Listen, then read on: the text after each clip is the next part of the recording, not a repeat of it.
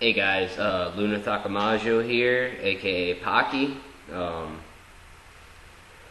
I'd like to talk to you guys about something really quick. Something that just came onto my mind. Oh shit. Something that just came onto my mind a couple of minutes ago. So, I just moved into this new house. I'm in the garage right now.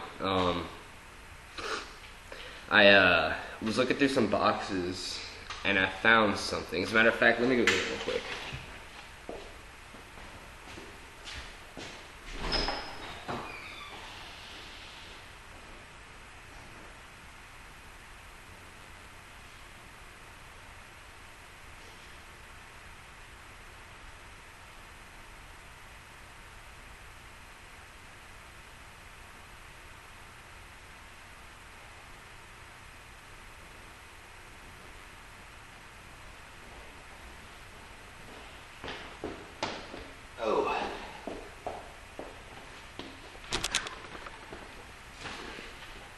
Found something. I was looking through some boxes and I found this. I don't know if y'all can see that, but it's a game called Gotcha Force.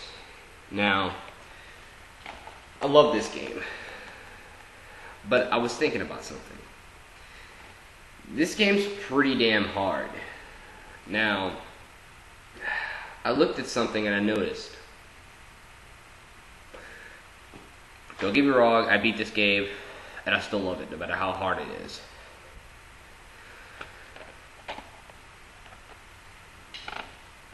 Y'all see that? That right there? Capcom. Why are all their game franchises ridiculously hard? I mean, look at some of the franchises they held on to. Mega Man. I love Mega Man. I could play the shit out of Mega Man for days.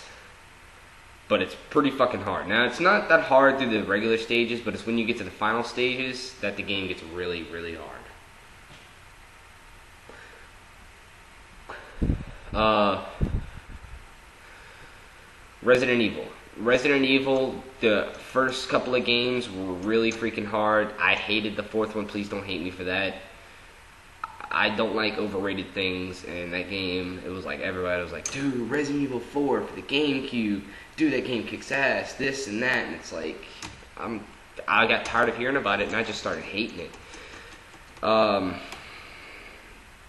Resident Evil 5, it wasn't hard. Unless you played it on the highest difficulty, which was professional mode, and that's when pretty much everything could kill you in about one hit. And to me, I think, for me, it's impossible to play without a second player. Somebody else playing is Chevalicious. Now, I think the only time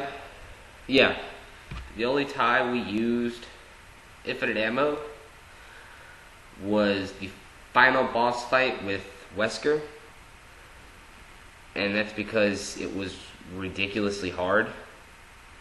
I mean, it was like he'd swing his shit and just kapow, you're dead in one hit. But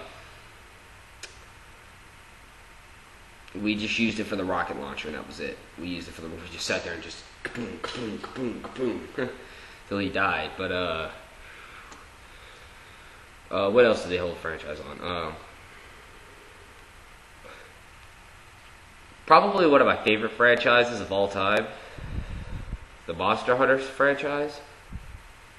Now, it's a huge phenomenon in Japan, and quite frankly, here, it's not nearly as big. It's hard for me to find other players to play with, but other than that, though, in the single player, I mean, Monster Hunter is fucking hard. The first one had a little leeway. You could use a little glitch to get you a good armor, and it wasn't God armor or nothing. No, it was the Garuga set. You got a spider web in your inventory. You went to the quest. You went to the Veggie Elder. That was the only item you could hold was the spider web. You went to the Veggie Elder. You gave him that, he gave you a special mushroom, you waited till time was over, and you won the fight. Now the next time you did it, you actually had to fight him. You can't use the glitch again, but you still got rewards at the end for the first time, and then the second time you go and you fight him again, and you still get, you can kill him and carve him this time, because his health will be 2/3 of the way down. And that kind of gave you a little leeway on that, and I was pretty grateful for that.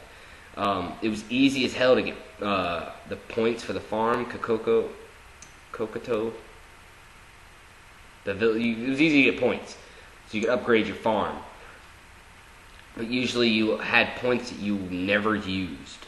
Now in the second game for the portables, now this is just the portable series. I did play the first one, and they didn't port the second home console one to America, so I never got to play it. Now the second one, Freedom 2,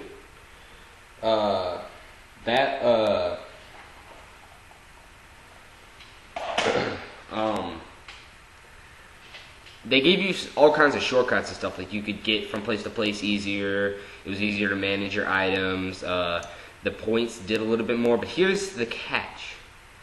In the first game, you traded, if you bought or sold weapons or armor, you got points equivalent to the money that you bought or earned, or half of it, or something like that.